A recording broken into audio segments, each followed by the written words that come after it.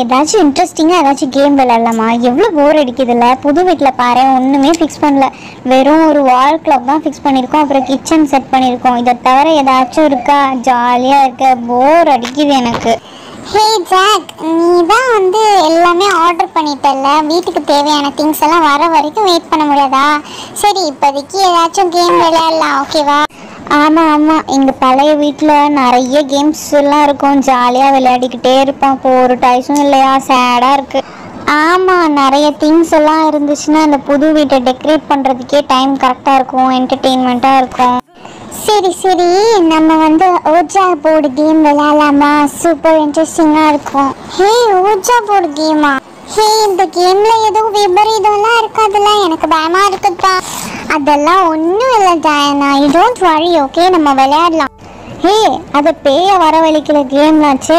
புது வீட்டில் போய் பேயை போய் வரவழைப்பீங்களா? அதெல்லாம் ஒன்றும் வேணாம். எனக்கே பயங்கரமாக இருக்குது. வாயெல்லாம் நடக்குது. பிங்கிலாம் கேட்டேன்னா அவ்வளோதான்.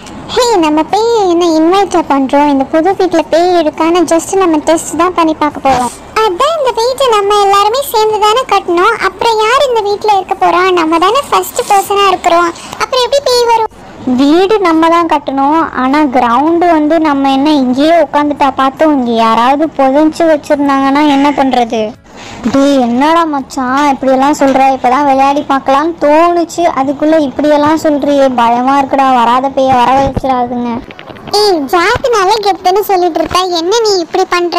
இது மாதிரி ஓஜா போர்டு கேம் விளையாடி தான் எங்க வீட்டில் பேய் இருக்கா இல்லையான்னு கண்டுபிடிச்சோம். எப்படி தெரியுமா? எங்க வீட்டில் இப்போ பாரு, ஒரு டைகர் உருமுறை சத்தம் கேட்டுட்டே இருக்கும் அப்படின்ட்டு நாங்கள் பயந்துட்டே இருந்தோம். அப்புறம் ஓஜா போர்டு விளையாடி அந்த கேமில் தான் எங்களுக்கு தெரிய வந்துச்சு. அப்புறம் ஒரு நல்ல ஆத்மா எங்களுக்கு சொல்லிச்சு, இது இதெல்லாம் இல்லை, பேயெல்லாம் இல்லை, உங்கள் பக்கத்து வீட்டு ஃப்ரெண்டு பரிமளாவோட அப்பாவோட கொரட்டை சத்தம்னு.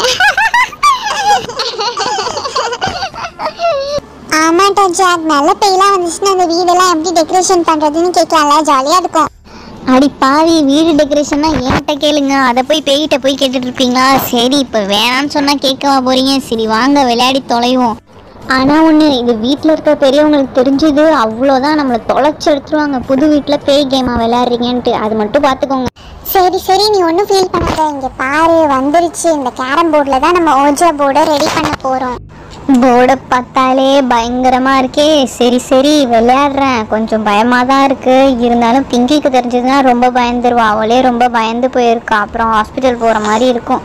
இது என்னடி பண்ணுறீங்க? கேரம் போர்டில் நிறைய எழுதியிருக்கு, ப்ரோ சிஸ்டருன்ட்டு. அதெல்லாம் மொச்சன்னு இருக்குல்ல, அதனால் இது மேலே அப்படியே போட்டுடலாம். யாராச்சும் வந்தாங்கன்னா டக்குன்னு எடுத்து நம்ம கேரம் விளையாடலான்னு சொல்லிக்கலாம், ஓகேவா? இந்த போர்டில் அப்படியே இந்த எல்லோவை கவர் பண்ணி ஃபஸ்ட்டு ஒட்டிக்கலாம். அதுக்கப்புறம் நம்ம என்னென்ன எழுதணும்னு நான் ஒன்றா சொல்கிறேன். ஃபஸ்ட்டு இதை ஒட்டு, செலோ டேப் எடு. கிண்ணி, இது செலோ டேப் போட்டு நல்லா ஒட்டியாச்சு. எல்லாமே கட் பண்ணி நீட்டாக ஒட்டிட்டேன். இதில் ப்ரஷ் பென்ஸ்லாம் கொண்டு வந்திருக்கேன். இப்போ இதில் என்ன எழுதணும்னு சொல்ல, ஏபிசிடி தானே எழுதணும். இங்கே பாரு, இதை ஃபுல்லாக மார்க் பண்ணியாச்சு. அடி பாவீங்களா, ஸ்கூலில் படித்த ஏபிசிடி எதுக்கு யூஸ் பண்ணுறீங்களோ இல்லையோ, இதுக்கு நல்லா யூஸ் பண்ணுறீங்க போல இருக்குது. உங்களுக்கெல்லாம் பயமாகவே இல்லையா? ஜாக் தான் கெத்துன்னு சொல்கிறேன். எனக்கே டர்ராக இருக்குது. என்ன பண்ணுறது? சரி விளையாடி தான் பார்ப்போம். எஸ் ஆர் நோன்னு எழுதிட்டாளுங்க. அடுத்தது என்ன? ஏபிசிடி தான். சரி சீக்கிரம் எழுதுங்க. ஆமாம், சைடு ஃபுல்லாக ஏபிசிடி ஃபுல்லாக ஆல்ஃபபெட்ஸ் எழுதிட்டு அப்புறம் இந்த சைடு 0 to 9 எழுதிடணும். ஹே கிம்லி, போர்டில் ஏதோ உருவம் மாதிரி தெரியுது, நீ பாரு. ஹே, எங்கடா? அதெல்லாம் ஒன்றும் இல்லை, என் கை தான் இருக்கும். நீ சும்மா பயம் ஊற்றிட்டு இருக்காத. இன்னும் கேமே விளையாடல, அதுக்குள்ளே பாரு. ஒரு நம்பர் எழுத விட்றியா நீ? சும்மா ஏதாச்சும் சொல்லிட்டு. இல்லை கிம்லி, எனக்கு உண்மையாகவே தெரிஞ்சிச்சு.